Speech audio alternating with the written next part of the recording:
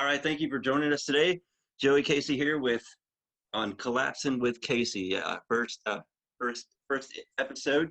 Today, I want to thank Mimi Gurman for uh, breaking me in today. So, Mimi, I want to bring you in properly because you are an amazing person. You you feed homeless people. You protest with Black Lives Matter. You are an amazing poet. You volunteer, proofread stuff with Guy McPherson.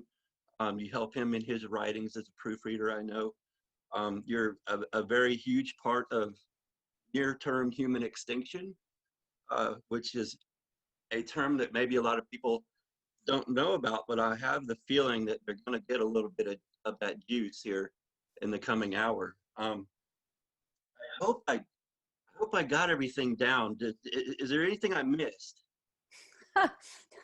No, you.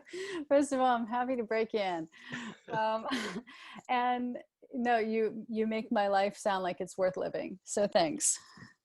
Oh my God, we just need more people like you. About another 7.8 billion, and maybe we wouldn't be down this rabbit hole that we're getting to the bottom of. Um, tell me, about your experiences. I think I completely forgot nuclear activists. I knew there was, and that's a big one because that's very much a part of near-term human extinction. Can't leave that out. So yeah, can you tell me just briefly about your history and what you've done and what's going on with you these days? Yeah, I can for those who would be interested in such things.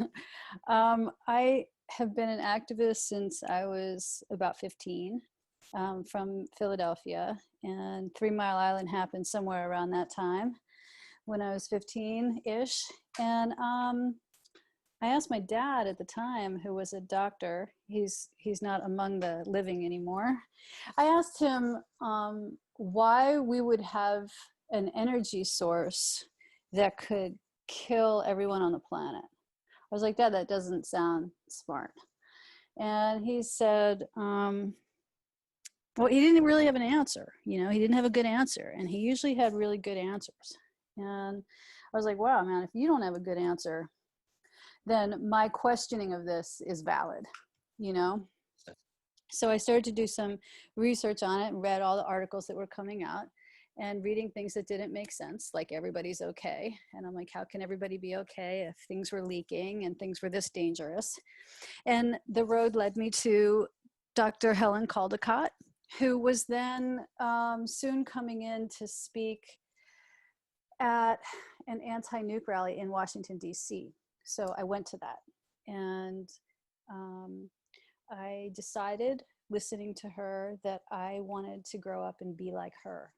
Somebody who cared, somebody who understood things that most people don't talk about, and who is strong enough to bring forward this information and carry this information and tell the information to people.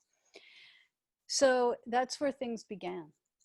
And later I started to learn, and through that government, no matter whose it is corrupt and a part of creating things that kill people rather than creating a system that helps people.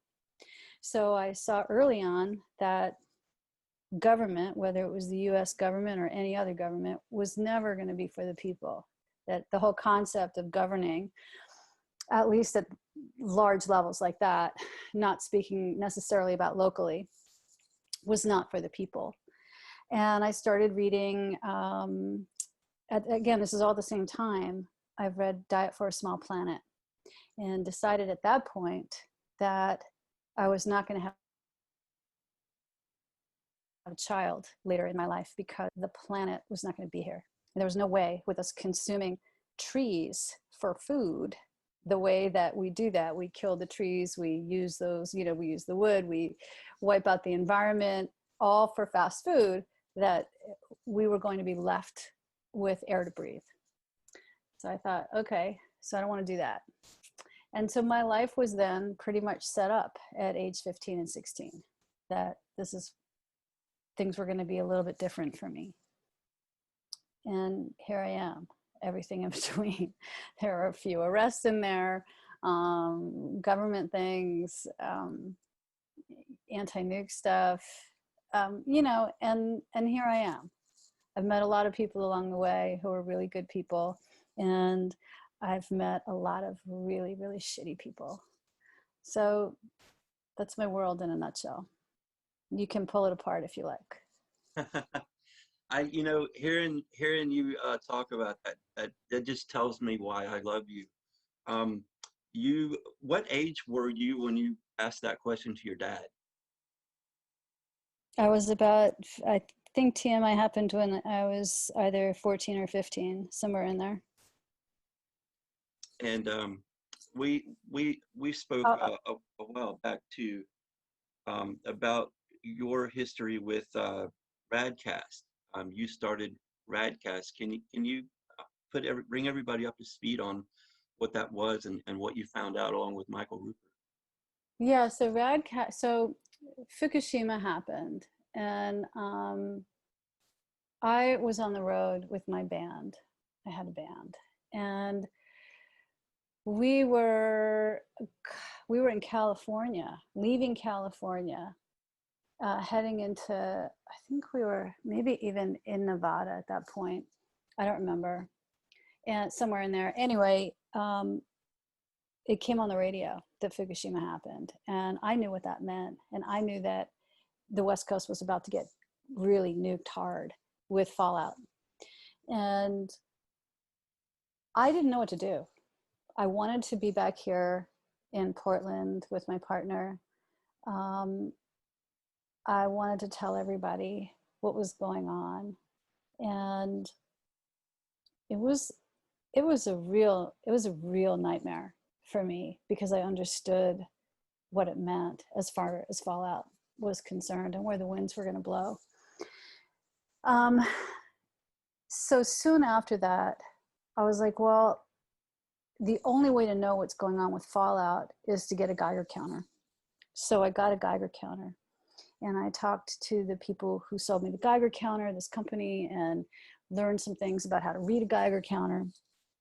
And I saw, and we went out immediately and started doing background radiation so that we could tell where we were in that moment before the fallout hit, so we would have something to look back on. And we saw in no time at all our readings going up, and that background radiation was getting hotter. And I found people online who were also talking about Fukushima, and we all connected fairly quickly. And I talked about getting Geiger counters and helping them to learn how to use them. And other people had them, very few, but there were some people out there who had them. So we were like, well, let's create something where we can write down these radiation readings so that we have real-time knowledge of what's going on. So we started to do that. And I started a website called radcast.org. And I did that for a lot of years. And we found many places were getting hotter and hotter as the fallout happened pretty soon after Fukushima happened, within those 2 years, the first 2 years. And we had the proof of it from citizen scientists with Geiger counters, that we were hit. And I had I made a lot of connections with people who had labs. We ended up having our own little lab, and learning that what we were seeing was real, and getting validation from large labs that what we were seeing was real. And we also noticed how the government was turning off radiation monitors across the US at very timely moments. As we were getting hotter readings, they would turn off the monitors across the US in different areas. And this was a constant. This happened every single time. So we knew what we were seeing was real. And through that, I met a lot of people. And Kevin in New Zealand was somebody who became my friend, and Mike Rupert heard of me and he got in touch with me, and RT got in touch with me to find out what was going on with these Radcast readings. So, um, the validation that the government was never for us was something that has been solidified through my life almost every single day. And I'm not sure how I was a person who voted in like federal elections, like I can't believe that I even voted. It's stunning to me that knowing what I know and what I knew growing up, that I would still play a part in that, thinking that it was real and it mattered, and it so doesn't. So I don't do that anymore. But yeah, so anyway, that was Radcast. And like all things that I do, I eventually get really sick of them. And I get sick of people not caring. And I recognize that even caring, even if you do care, there's nothing that can be done about these things. Nobody's going to turn off all the nukes. And even if they turned off all the nukes and shut them down, it takes about 60 years. And that's on a good roll to actually shut them down. And we don't have time for that. We haven't had time for that for decades to do that. And we're not going to do that, because why bother? It costs so much money to shut down a nuke plant. The people who make the money from nukes, they don't want to spend their money shutting them down. So they'll just let them rot out. And if something happens, something happens. And nobody pays when that happens. Nobody pays. So nobody's losing money on decrepit nuclear reactors or your life. And no one's going to lose money over your life. That's for sure. So after a while, Radcast became like a heavy weight that I just kept doing and kept doing and kept doing. And I'm like, why am I even doing this? I know it's real. The people who have been looking at Radcast know it's real. So I finally took it down. I was like, I don't feel like spending money on this or any more time on this. I just want to go live. And I took the whole thing down. And there's a bit of me that regrets taking it down, but having it up, having a website up, you still have to deal with it. And I was just tired of dealing with it. And I was tired of paying a web person to deal with it because there was so much data. So I just took the whole thing down, but that was Radcast. Was there any part of you that was, I mean, it's kind of putting yourself out there, where you did you have any fears of getting any issue with the feds or something with what you were putting out? I didn't. I never care about that stuff. I just don't care about it. Like Hey, you kind of have to not care about that, huh? yeah, I don't have a thing where like I don't. It, if I'm important enough for them to silence, then fucking silence me. Like that's just my take on it. I haven't experienced being silenced, and if I was, and if they killed me for what I was doing, then so be it. I'm not attached to living. I'm not attached to this planet. I feel that it's hard being here, man. It's really difficult being here. And I've always had a hard time being here because of how I see things here. This isn't like I don't look at, oh, wow, my parents gave me this life and isn't it wonderful? I just don't feel that. I can't relate to that for me.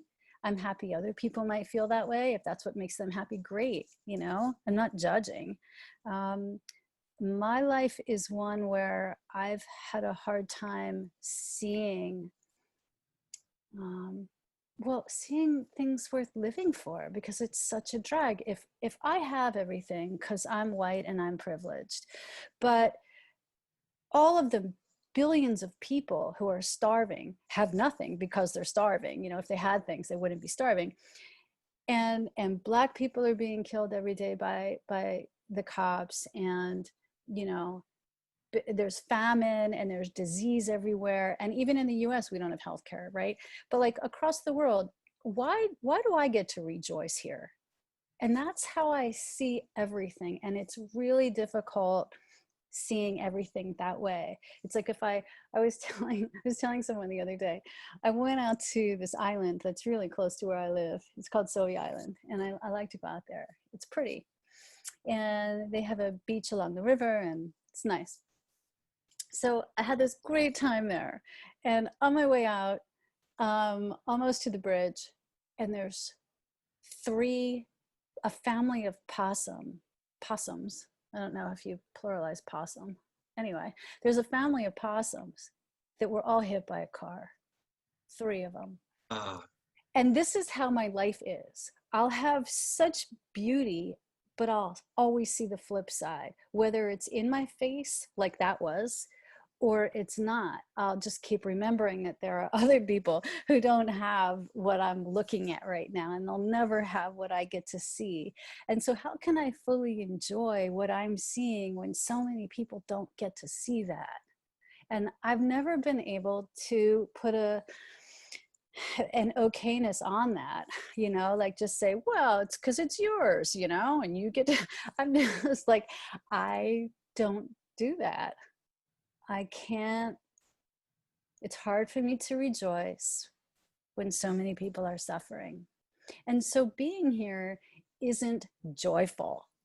It can be. I have moments of it. I'm not saying that like I'm a wicked depressive and life totally sucks. I'm just saying that if I had done something where a government wanted to come after me, then fucking do it, man. And don't play around with it. Just fucking do it. But I know they like to make you suffer, so they don't usually do it anymore. They used to just do it. And then we have, people who we all know who they do make suffer. And that's a terrible thing. But no, man, I've never been important enough for them to fuck with. Here, locally in Portland, I have been fucked with. And I have been followed by the cops, and that's for my houseless work. But as far as the nuclear stuff, I am a small fry. So, that's how that was. you had told me about scrams the other day. I had to look that up. So that's a shutdown, an emergency shutdown. And you were telling me that there's been more scrams this year than 2017 to 2019 combined. Is that right? Yeah. Yeah. We've had over 30 scrams this year. Is that And is that nationwide or worldwide? nationwide, that's in the US.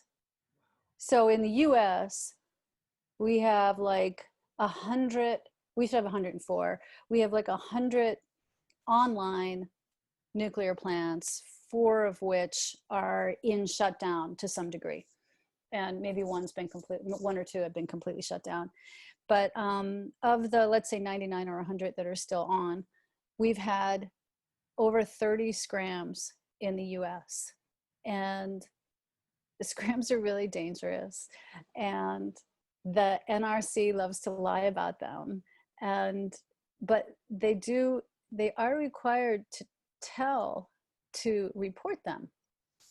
And they don't often report them anymore on time, in a timely fashion, but they do eventually report them on the NRC pages. And it's a fascinating read. And they make like, it's not a big deal. So they'll say things like, in the Pacific Northwest, we have the Columbia Generating Station, and that's its like 4th iteration of a name.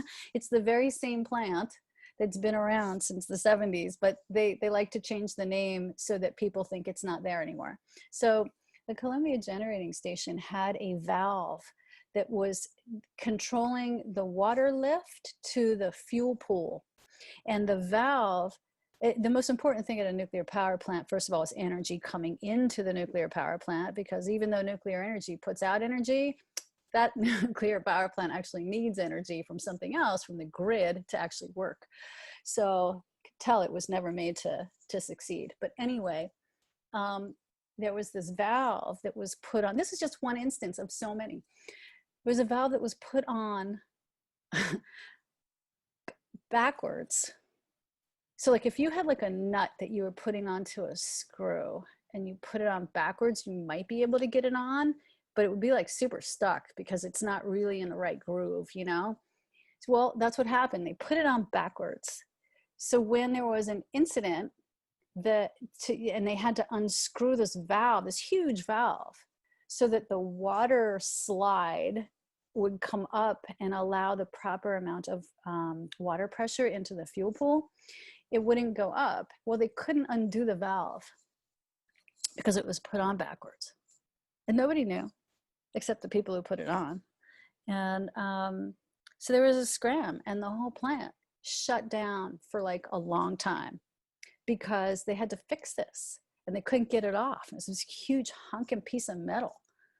So that's just an example from things that go wrong to, rats chewing through wires and cutting the power sources off, to, humans who are supposed to be personing the big board inside the control room, who are drunk or on drugs. Mostly they're on drugs. That's usually the finding.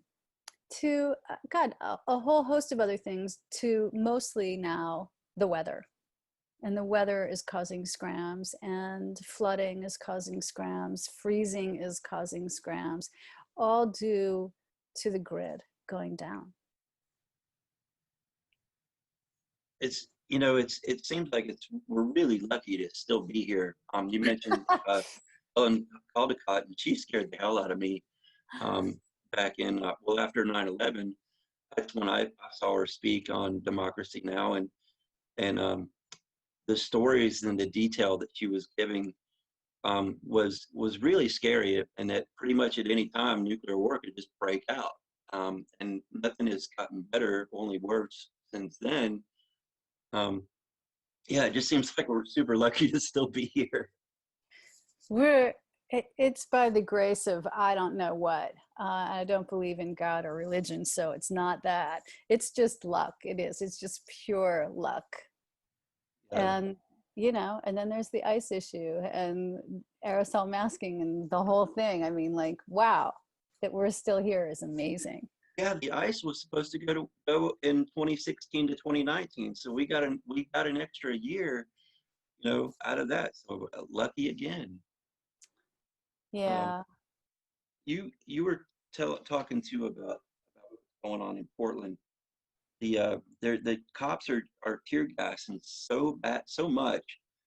The people that live there, their businesses, the animals, the birds, the wildlife, what little wildlife lives in a city, but there is wildlife that lives in a city, is all being poisoned by tear gas. Yeah, there's that. And that's after the fact that, we can't ever forget when we talk about this stuff that the first thing killed by cops are Black people all the time, first on the list. Black person. Second thing on the list is a mentally ill person. Third thing on the list is a houseless person. And sometimes they're all three, but that's first. Yeah. So the tear gas is like way down the line with our cops. And the cops are so insecure here that, they're the ones who were following me when I would feed people. So they don't even want you feeding people. But it's okay for them to kill whoever they want, They just assassinated somebody here last night. Oh, Jesus. Mm-hmm. Yeah, they killed the person who supposedly killed a white supremacist last Saturday. And I say supposedly because we don't know that the person they assassinated last night was actually the person who even shot that guy. We don't know. I mean, man, this is like the biggest hit job, and it falls into, Trump's agenda. It falls into distraction. It falls into so many different things. The whole game of it plays right into our mayor, who loves this kind of distraction because it has nothing to do with what the protests were about in the first place here, which is Black lives. So everything gets turned around to this Antifa against white supremacists and Trump, as if that is why these protests are happening. And these protests are not happening because of that. These protests are happening because Black Lives Matter. And so for many of us, I feel that the killing of the white supremacist was even a setup to further the agenda of the distraction that Trump is putting forward. Let's create this thing. Let's continue the push of this is all about Antifa against white supremacists, so that we aren't looking at the injustice of the justice system, of the so-called justice system. Instead, we're looking at all of these types of distractions to keep us off point, to keep us from demanding that our city council on a local level has the power to change the police force, but won't even take a vote up. And when they take a vote up, they're so afraid of doing anything that's productive that they'll do something that's ass backwards, And now no one's even talking about what's going on the local issue here. It's all about this so-called organized group called Antifa against white supremacists, and it's working. So anyway, last night, the cops assassinated that guy because they didn't want the story out that it wasn't even him, man. Probably wasn't even him who shot the guy. He copped to it. But I saw a video of him today, and he seems so not mentally together, So they chose this guy, did what they did. I don't know how they did what they did. I don't have the pieces. I've just seen the play. The play's been written and acted on so many times that this is just a repeat of the play. Yeah, wash, repeat, and rinse, and or wash, rinse, and repeat. Mm-hmm. So, the tear gas, that sucks. But, we're finally getting it at home. It's all over the world, they're bombing Palestine. And,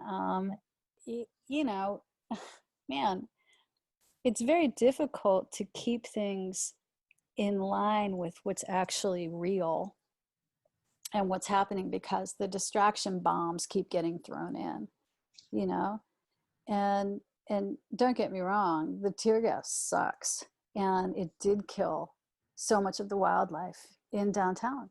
And we got people to do the research on it, to do the lab tests, and sure enough, it's in the river, it's in the sewers, the tear gas, and the components of the tear gas. It's on the trees, and we are not seeing squirrels and birds downtown.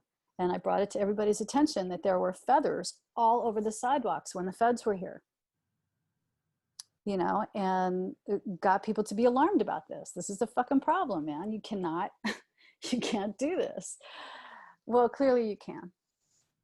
And of course you can. And to say that you can't do this is just, I almost don't even want to talk anymore, because, at all.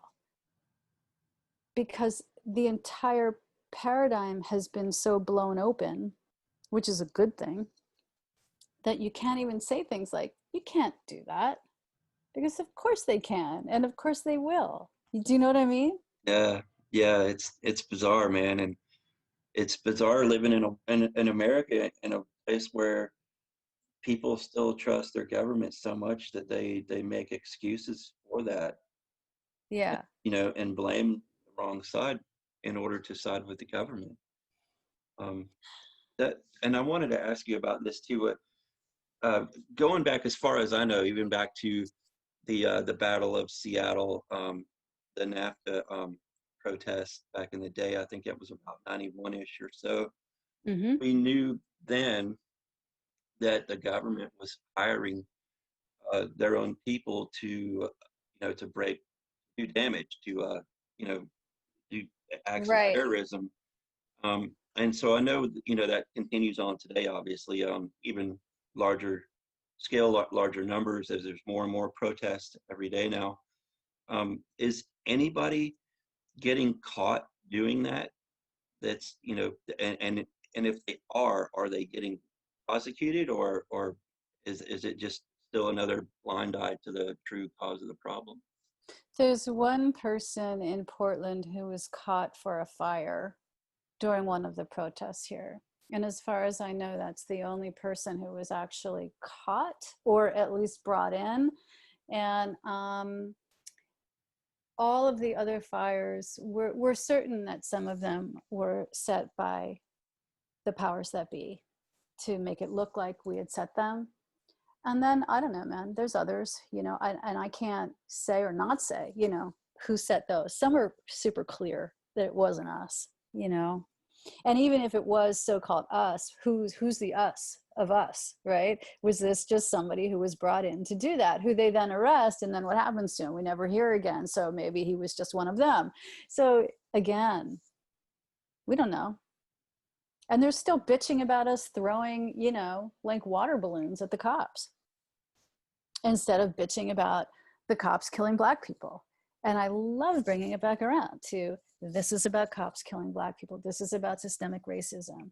This is about, the lack of justice. This is about an entire empire that couldn't be an empire if there was justice. Because what is justice from an empire that's sitting on native land, where natives have no health care, hardly have a people left, and of the people who are left, there's so much damage that's been done. What is the nation or the nations of Native people at this point? It's really, really sad. So how do we ever get to a place where there's truly justice in, forget about Earth time and what's actually happening with the climate? I mean, that prevents the whole thing. But if you're still going to work towards it,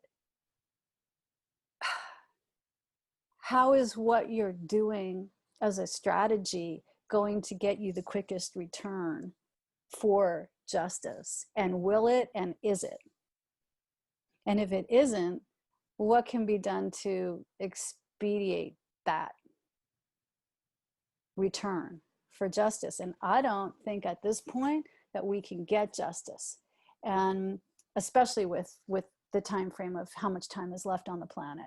So for me, the thing that makes me feel like I'm actually doing something while I'm here, the one thing is helping people who are the poorest among us, who are the most frail, and asking them what they need, because everybody's different, and trying my best to do a return for them with what that is. Because justice at any higher level or any larger level or larger scale level, to me, is never going to fucking happen. So that doesn't mean don't work for it. Like, I'm not here to tell anybody what to do, I mean, like, seriously, if you want to firebomb like the cop building, I'm not here to tell you no. I'm just not. It's not my job. It's not my role in this life, But what I know for me is the only thing that makes every day kind of worth it, is to do something where I can see the return for the person that I'm working with, for them. So if they get a little bit of justice because their stomach isn't hungry anymore, or they have water during a heat wave, and that's all I can do, well, I'm good with that, because that's all I can do, And so, man, I just like to keep it as simple and clear as that. And for me, other than that, the only thing I can really handle at this point is being in nature. It also makes me sad. I'm in nature and I'm sad being in nature. I mean, like I said before, I can't do one thing without feeling the other side of it. And that sucks. I'd love to be out in my kayak and just enjoy what I'm seeing and not be like, oh, this is all going to be gone in a blink, And there's nothing we can do about that, because you and I know from our teachers, from Guy, there's nothing we can do about that. Yeah, it's really And bizarre. so take it in, Yeah. When I caught, I found a rattlesnake recently, and I didn't want to stop looking at it because I said, this is probably the last time, in my life I'm going to see a rattlesnake in the wild. Um, that's what, brings me joy. So I was so excited. It was like just the best day, like the world could end 5 minutes later and I'd be good with it because I did the thing. Um, Yeah. yeah, it's really it's really bizarre. You said something the other day that I really loved. You were at a protest and the press came to you and they asked you what you were protesting for, and you told them, "Don't talk to me, talk to Black people." And that said it all right there, man. Yeah. I That was mean, beautiful. the voices that we need to be listening to for for anything, whatever you're interested, like if you're interested in Black lives and what the protests are about, then you need to talk to Black people and find out what the struggle is. Yeah, And if you're interested in helping a houseless person, well, man, did you talk to one? Did you ask an individual? Um, what do you, hi, starting with hello, and what do you need? Do you need anything? You want to hang out? You want to talk? You know, like whatever the thing is. But have you actually spoken to a houseless person in order to then figure out what it is you want to do? You know, because people come up with this shit all the time, like without talking to Black people, saying, oh, this is what should be done, or this is how it works, or you know and I'm like, God, do you know any Black people? Have you talked to the Black community? And the same with houselessness. Well, I want to do something. Okay, you know go do it, but don't do it without the community that you're working for, because that's just ridiculous, and it happens all the time. And it's the talking head mentality. We see it on TV every day, 24/7. All these talking heads making it seem like they know what's going on, and oh, it's like this, and as soon as they say look, that's when I turn it off. I don't actually ever turn it on, but I always love that. Look, the word look now is the I am a white person with tons of privilege, and I'm about to tell you how it is. And I don't know anything, but you're going to believe me.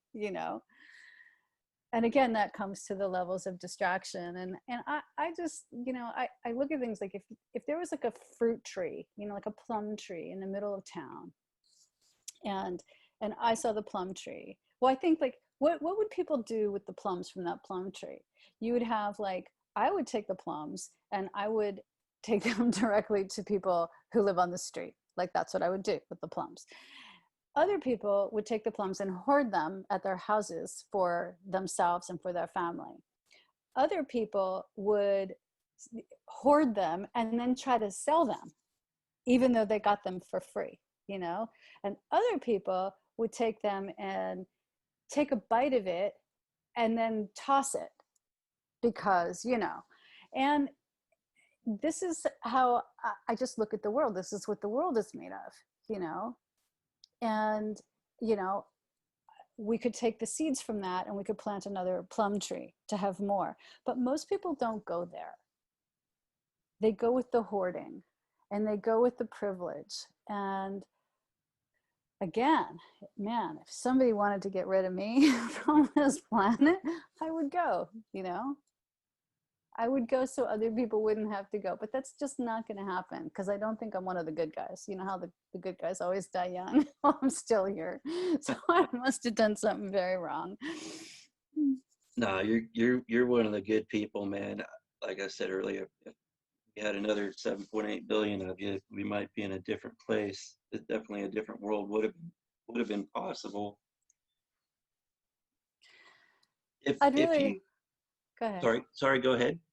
I was just going to say, I'd really like to enjoy the time here. And even when I try and I do, I get enjoyment from things. It's not like I don't. I mean, I do get enjoyment from harvesting our own food and sharing that food with people, and, you know, being out on a river by myself, and, you know, I can, it in being among nature, being with nature, being inside of it, being on the mountain, being in a desert, I get enjoyment from that. But it's been difficult when you constantly know the truth behind everything. There is another side, and it's hard, you know. It is. Yeah. What about a bucket list? And if COVID were to end tomorrow, would you get the band back together and do a final tour? No, I would not get the band back together. I ended the band ended. That needed to end. So no, I wouldn't do that. If COVID ended, there's a couple of people I would like to see again, and I would do that. And I'd probably continue doing what I do with my work with houseless people. And it would be nice to be able to be with them without a mask on. It'd be really nice to be able to hug them. I miss that tremendously. That, I think, of everything, has been the hardest, because there aren't a lot of people out there. I know a few who are like I am with, you know, houseless communities where we consider each other family, where we hug, you know, and that's been hard, real hard. So I think that is probably the first thing I would do, especially since it's right down the street. You know, the areas where people crash outside is really close to where I live. And I would go there, man, and I would just deliver so many hugs. Man, I miss that. That's beautiful. Yeah, you're so right, man. I miss that too. How are they doing with COVID? Are there a lot of them that are getting infected and getting sick and passing? The people who are living outside, who have not gone to shelters, are doing great. And the only thing I can think, not being an epidemiologist, is that first of all, they're living outside, so there's air, you know, that's constantly circulating, but there's not inside of the tents, you know. And when people are in tents, they, you know, there's groups of people in tents. So it's a mystery to me in some ways of like why COVID has not gone raging through the communities. Mostly, I think it's also because they're not traveling to different stores and different places the way that we might be, who are housed. You know, getting in our car and going into this store because we need that, as long as the stores are open in places that you're living in. And mostly at this point, everything's open. And so we come in contact with a lot more people who are not family than houseless people do. Like their camp, their situation is who their family is. So I can only think that that's why. And in a way, it's COVID responsible. You know, they're hanging out with family. So, and I put out a lot of messages online about people, and to my friends who are living out there: do not let people into your camps from the outside who don't have masks on, because we are breeders of this virus, you know, and you guys are doing great. So it took a while for people to understand what was really happening with COVID, because they don't have TVs or radios. So the reality of COVID took a really long time for them to get, you know, to understand. And so to protect people who have a harder time understanding that it even is a thing was difficult, but they've done a great job throughout Oregon. And once you get into shelters, man, there's not an airflow. People are on top of each other. You know, people cough, people sneeze. There's no mask being worn, and everybody gets it. So there was also a really big push from us to disallow sweeps during COVID. We want sweeps gone altogether, because sweeps are absolutely inhumane. But to sweep people during COVID is a death sentence. You know, it's more of a death sentence, because sweeps are a death sentence anyway. So we've been lucky. They've been lucky, you know. kind of just staying home, which is what we were all supposed to do. Oh, well, Mimi, this has been really great. We covered so much stuff. Is there any final thoughts that you want to talk about or bring up? Well, I just, for folks who are listening to this, I'm really, I'm nobody, but if you could, you know, man, be human to another human, be kind, be tender, you know, care about, care about somebody who's like in your neighborhood, like actually care and do something about it, you know? But like, I don't know, man, time is short, time is real short. And I talk too much. No, maybe you have a beautiful voice, and so coming from you anyway, plus your voice, I mean, it just resonates love, and it's so beautiful to hear you say that. Um, I I really appreciate your time. Thank you so much, and I hope we can talk some more again soon. Hopefully, no more bad shit happens that we need to talk about, but we know that that's never going to happen. So as long as we're here, we're going to have shit going on to talk about. Yeah, and good luck with all your shows, Joey. Thank you very much, Mimi. Have a great day. Thank you. All right, you too. Bye.